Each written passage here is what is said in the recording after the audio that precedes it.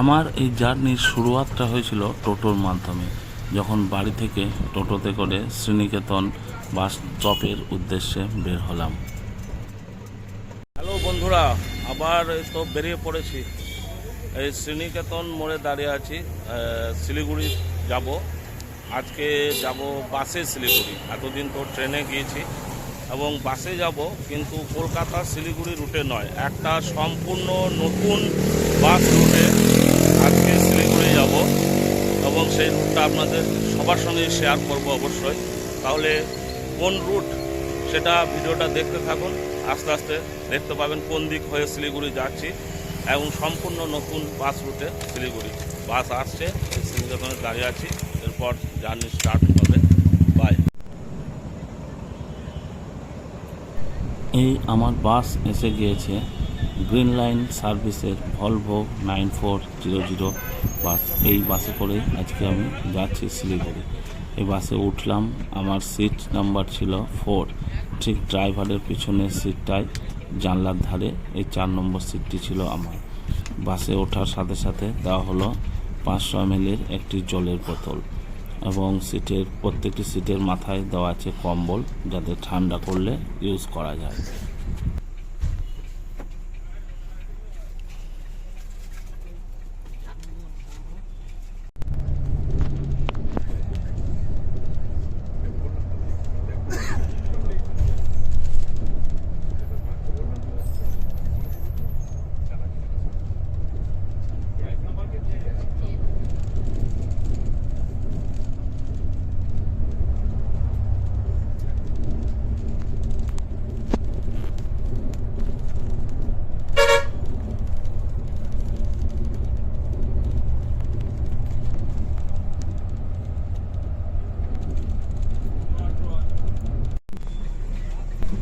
আমার কো প্যাসেঞ্জারও ছিল একজন ইয়াং ছেলে, খুব ভালো।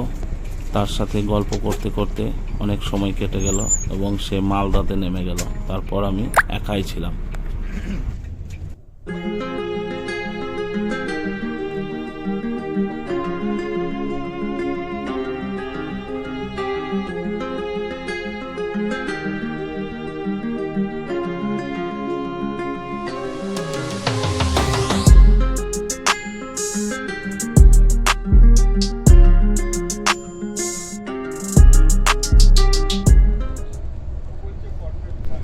রাত বাড়ার সাথে সাথেই রাস্তাঘাট আরও ফাঁকা হয়ে এলো এবং তার সঙ্গে উত্তরোত্তর বৃদ্ধি পাচ্ছিল বাসের গতি।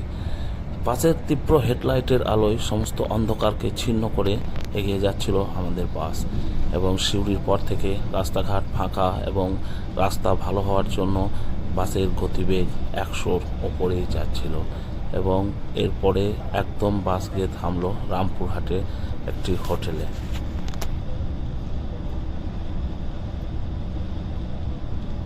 বাজছে 11:20।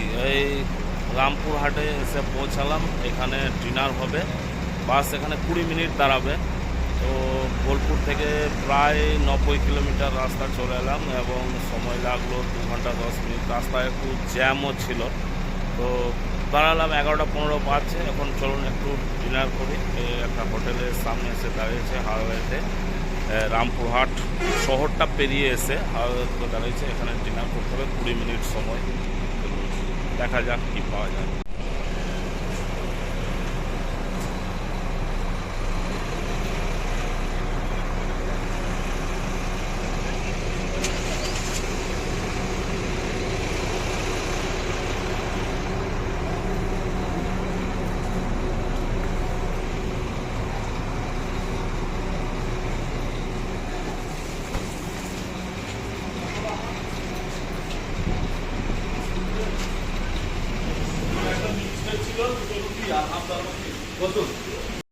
ডিনারে আমি নিয়েছিলাম তন্দুরি রুটি, চিকেন, সঙ্গে ছিল পেঁয়াজ লঙ্কা, আর নিয়েছিলাম একটি জলের বোতল।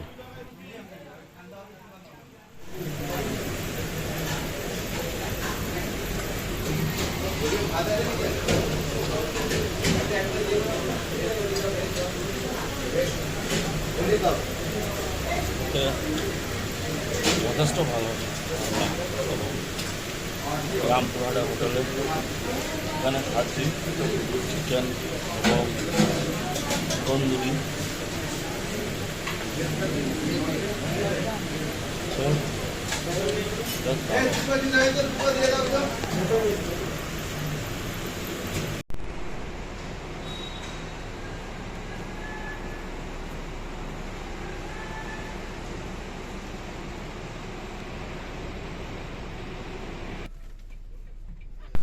ডিনার পর্ব শেষ করে এই বাসে এসে বসলাম। সমস্ত প্যাসেঞ্জারকে 20 মিনিট সময় দেওয়া হয়েছিল ডিনার করার জন্য। যারা টয়লেট যাবার তারা টয়লেট ইউজ করলেন এবং ডিনার সবাই করে এসে এবার বাসে এসে বসলাম। এবার বাস ছাড়বে এখান থেকে, এরপর ঘুমানোর পালা।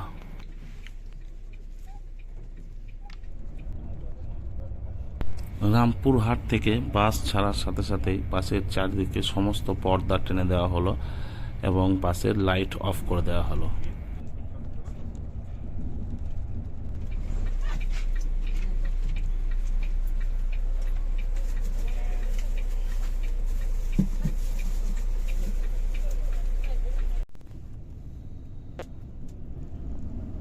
মাঝরাতে হঠাৎ ঘুম ভাঙতেই দেখি আমাদের বাস ফারাক্কা ব্যারেজ অতিক্রম করছে এবং উল্টো দিক থেকে ডাউন পদাতিক এক্সপ্রেস ঠিক আমাদের বাসের পাশ দিয়েই ক্রস করছে। হঠাৎ ঘুম ভেঙে এই দৃশ্যটা দেখে বেশ ভালোই লাগলো। আমরা যাচ্ছি, বাসে পাশ দিয়েই বেরোচ্ছে ট্রেন এবং ট্রেনটাও আমাদের বোলপুরের দিকেই আসছে। বেশ ভালো লাগছিল দেখতে, কিন্তু চোখে ঘুমও ছিল, তাই আবার ঘুমিয়ে পড়তে হলো।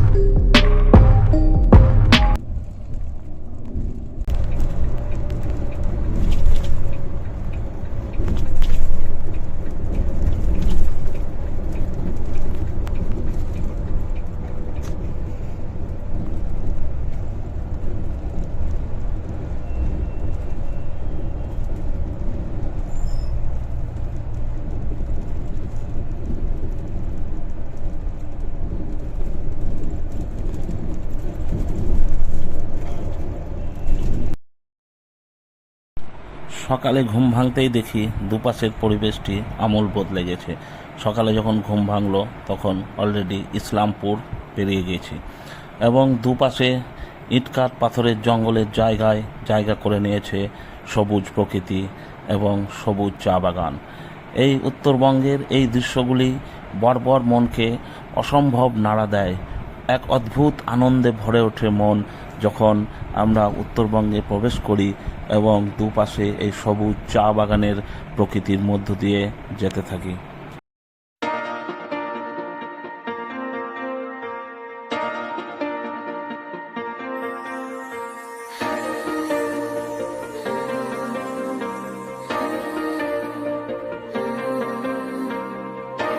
আমাদের বাস বাগডোগরা প্রবেশের আগেই যখন ফ্লাইওভারে উঠলো তখন বাস থেকেই দূরে দেখা যেতে থাকলো সেই সবুজ পাহাড়গুলি, যা একটু ধোঁয়ার মতো দেখাচ্ছিল। এই পাহাড় দেখলেই তো মনটা একটা অদ্ভুত আনন্দে ভরে ওঠে।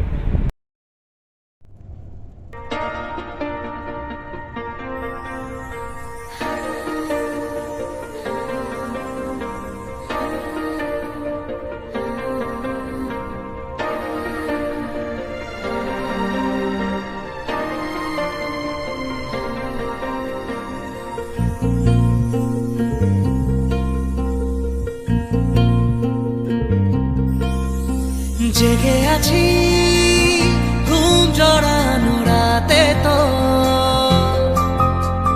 জেগে আছি স্বপ্ন হয়ে সাথে, তো